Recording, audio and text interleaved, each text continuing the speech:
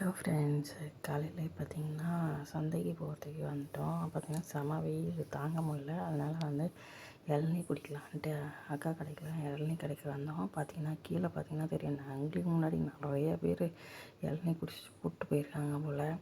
வெயிலோட தாக்கம் தாங்க முடியாமல் நாங்கள் குடிக்கும் போதே ஒரு 2-3 பேர் இளநீ குடிச்சிட்டு இருந்தாங்க. அதே வெட்ட முடியாமல் அந்த அக்கா வெட்டிகிட்டு இருந்தாங்க. செம கஷ்டமாக இருந்தது போல் அந்த அக்காவுக்கு. எப்படியோ ஆனால் வெட்டி கொடுத்துட்டாங்க கையில். கொஞ்சம் இளநீ குடிச்சிட்டு அது கொஞ்சம் தேங்காய் பதம் மாதிரி இருந்தது. அந்த தேங்காவையும் வழுக்க இருந்தது, அதையும் நாங்கள் சாப்பிட்டுட்டு இருந்தோம். நல்லா டேஸ்டியாக இருந்தது. வெயில் செம்ம கொளுத்து எடுத்துடுச்சு. அதுக்கப்புறம் போயிட்டு காய்கறி கடையில் போயிட்டு காய்கறிலாம் வாங்கிட்டு வீட்டுக்கு வந்துட்டோம். பார்த்திங்கன்னா இதுவே இந்த கட்டப்பையில் இருக்கிறதே 350 ரூபா அப்படின்னு சொல்லிட்டாங்க.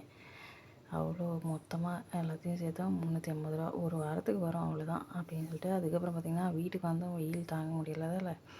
இஞ்சி, புதினா இலை, கொஞ்சமாக புதினா இலை போட்டுட்டு, அதுக்கப்புறம் ஒரு அரை மிளகா, நான் கொஞ்சமாக தயிர் எடுத்துக்கிட்டேன், அதனால் வந்து ஒரு அரை பச்சை மிளகா தூக்கி அதில் போட்டு மிக்சியில் ஒரு பல்ஸ் மோட்டில் அரைச்சிட்டு, அதுக்கப்புறம் வந்து பார்த்திங்கன்னா கெட்டியான தயிர் அதையும் போட்டாச்சு. அதையும் போட்டு கொஞ்சமாக பல்ஸ் மோட்டில் அடித்தா மோர் கிடச்சிரும். இன்னும் கொஞ்சம் தண்ணி வேணும்னா மிக்ஸ் பண்ணி இன்னும் ஊற்றிக்கலாம். நான் ஊற்றிட்டு உப்பு போட மாட்டேன், அதனால் உப்பு போட்டுட்டு திருப்பியும் ஒரு பல்ஸ் மோடில் போட்டு அரைக்கிறோம். அரைச்சிட்டு அதுக்கப்புறம் ஒரு டம்ளரில் ஊற்றி குடித்தா செம்ம டேஸ்டியாக இருந்தது. இந்த வெயிலுக்கு வெளில போயிட்டு வந்தால் மோர் குடிங்க.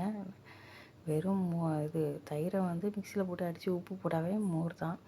அப்படியே எனக்கு டேஸ்டியாக இருந்தது. அதுக்கு டெக்கரேஷன் பண்ணலான்னு சொல்லிட்டு புதினா வச்சேன். அது சாஞ்சி படுத்துடுச்சு. அழகாக கடையிலலாம் வந்து சூப்பராக வச்சு தராங்க. அதுக்கப்புறம் பார்த்திங்கன்னா இது வந்து வீட்டில் செஞ்ச லஞ்ச் பாக்ஸு பசங்களுக்கு கொண்டக்கடலை ரைஸ் செஞ்சு கொடுத்தேன். வெள்ளை கொண்டக்கடலை ரைஸு.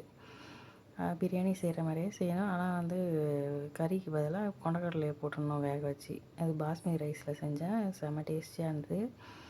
அது கூட தொட்டுக்க பார்த்திங்கன்னா எண்ணெய் வச்சுருந்தேன், ஊறுகாய் வச்சுருந்தேன்.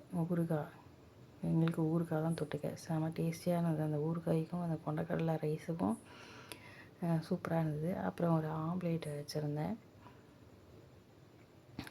சும்மா ஒரு சின்ன ஆம்லேட் ஒன்று போட்டு அந்த ரைஸோட சேர்த்து சாப்பிடும் போது சரியாக டேஸ்ட்டாக இருந்தது. ஊறுகாய்க்கும் அதுவும் செம காம்பினேஷன்.